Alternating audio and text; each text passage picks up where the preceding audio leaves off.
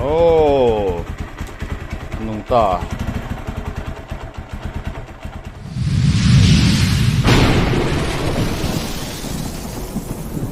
Thir du te chi bai le vek le.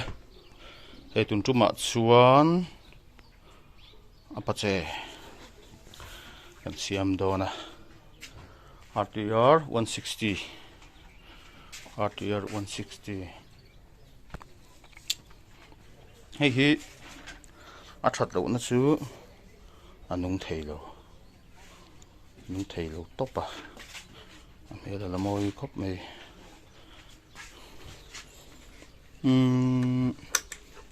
Battery hi chalo atia nei tu pa hian mo chu kan siam don ni ange current line nge fuel line nge ange chalo per ka check chok don ni o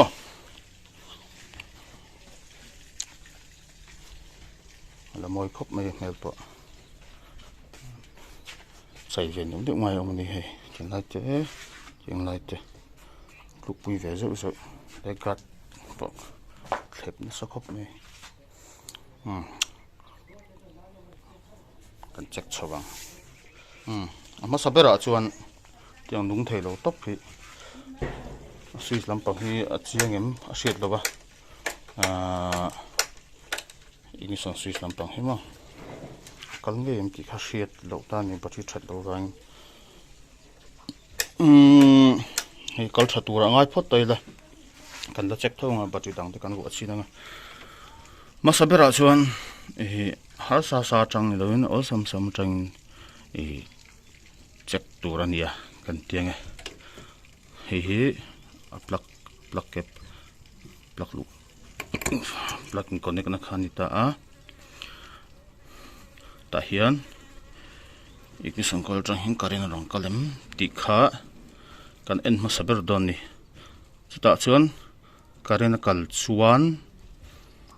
aplaka tharengem ti kha kan en vele photang tiang kha nain ta tolte teng karen lampang hi alo ni karen lampang ringo thi lo ni ve theya karen lampang kan clear phot don ni chuma amzia chuan karen lampang kan chekanga thalo na te omem thalo nam chu kan clear photanga chuan start kan tum le photanga karen lampang kan clear to nu a ala nun thei chuan chi lo chuan fuel line lampang petrol te carburetor lampang te khati khan chika ngai le thina ma sabera chuan ignition switch rang khan enge lai kha chiang nge yam mo karena kalpir nge yam ti kha chian phota ngai ni ti hian a plug ke phi kan het pho yanga chuan ti hian rem chan dan ang khan ti hian kan plo ngai don ni mo u thei ngem o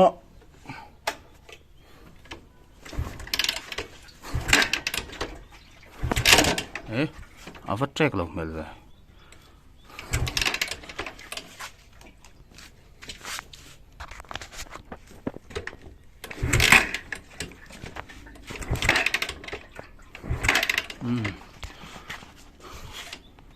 thì chuan cái này nó dầu tốc xì là phá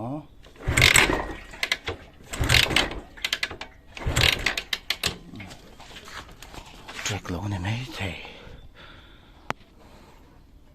battery đang cần vuông á thì chuan chênh rồi càng kick chuan nó bồi thắc thắt khi cái end bạc chuan bồi thắc đâu lấy cái mà này cái chuan battery đang vuông battery pas pala tui ek saka maya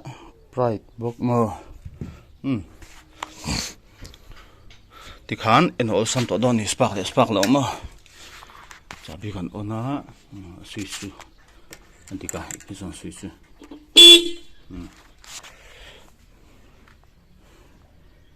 tuna hian ka soi du chu Apache hi Apache tiang ho hi battery tel lo pon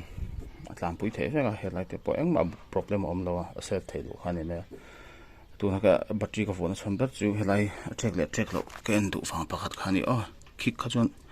bui thak do hlek se ma ni chon chu ni spark lo wan enang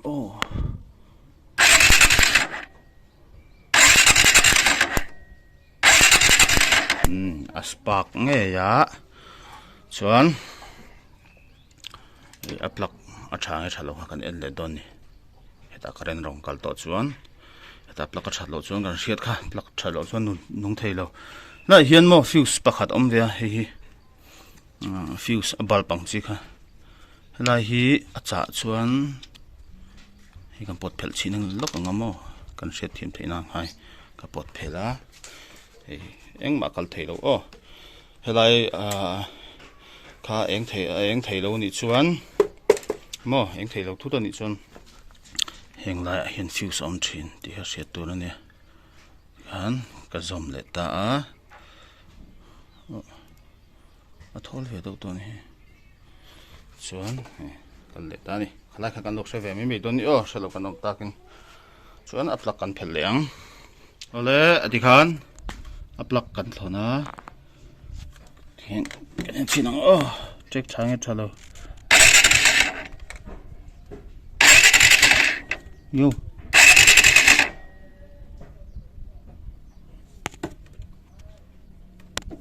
check lo mel ve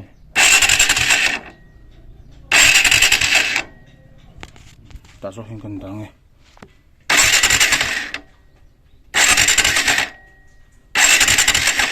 check ve thowa a se check kha an lo ni mo hey plug check dana hian weak spark kan ti te strong spark kan ti hi om ta a check a hi a eng hi weak spark kan ti ta check nge he du thu sam to lo ti na ni chu chuan strong spark thapa nga hi chu a pol phat film le tinga ka soyang film ti kan ti a pol do phat an tia plug zir chiang zok tu te la an sei dana chun mo tin chu ba ka plug a hian check ve tho ma se ti nung zo mi lo hi omni chu kema experience nge changa midang soi ni lovin kema nge ina ka ton to ania hi a check ve do thawa ma se an nung zo lo ni mo chuanin plug dang ka vuanga kan plug dang ka vuat to panga kan en le chin phodang ka sai tong khan a current lampang ni kan clear fel phodanga plug thar ka manganga plug chapa ngai ka manganga chuan chuta alanun thei mi alo chuan mo carburetor fuel line lampang carburetor lampang te kha check chho le ngai don ni plug thar kan vuat phodang plug chapa ngai vuwa ngk yama dealer ami kalai ani by hey lui kha chu nge ming ve botch ania botch mo plug te hian thatok chin an nei ve a ti hian an vuanga start top china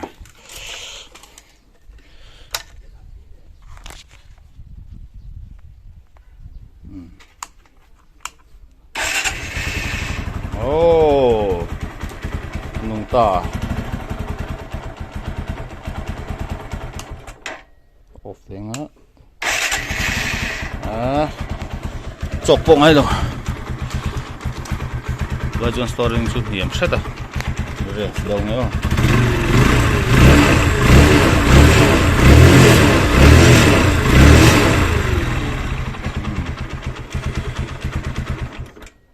plug vàng mấy anh đi mo chuan til pakhat jin ka soi tong khan tuna kha chuan he tuna antina carburetor ni anga ti khan har salai lai va thit ma sai la boi thak don ni mo ka carburetor wang ani mi alo ti kha a chiang tarenga current line lampang hala all sam lampang current line lampang kha ka soi tong khan a clear em ti kha a tha em ti kha en ma sak phota mo ing song coil thalo wang te po thil ni dei theine chu mo ti en mai kha chon hriat a hare me ma eng po kha ni theini chu wang chon an ta to la check dan te kha kan ron soi pa har sa lo cheng current line lampang kha check phoda clear tha em clear that lo chuan tiang khan plak te pon thak china mo la chang khan spark nge em ti kha chian ma sak kha thani lai ini song coil te that lo chuan spark thei mi lo ta spark arom pe thei lo wa ei lai current lu na ni ta chin chu ba ga heng ho chu CDI hala mang ta CDI CDI that lo chuan ini song coil yang anga thar po mang la spark thei chuang lo ni mo chuan he ta magnet coil atanga pick up coil ron so te ka tiang te kha chat emo nget lo emo kha tiang halom ta se spark thei chuang lo ka tiang khan spark thei na tura khan chi sang kha om ve ni ti kha kan set thiam na kan non soi ve sim ani han hei chu aplak wa lo ni ta hatia angen yang thil har salo do asum sen ne ma lo do lo ni hian enge customer te kalom pui ani tik tak chon mo khanom pui jok thin har sa ve te ka kan ni phei chon klasi kan soil lok nei chuan thil pakhat ron proof ka duwa a battery tel lovin anung thei nge yem mo battery tel lovin headlight te kha eng thei nge em ti kha kan ron chian don ni na china ka soi kha he ti han battery post ka phoya kan khikang đúng thật này chuan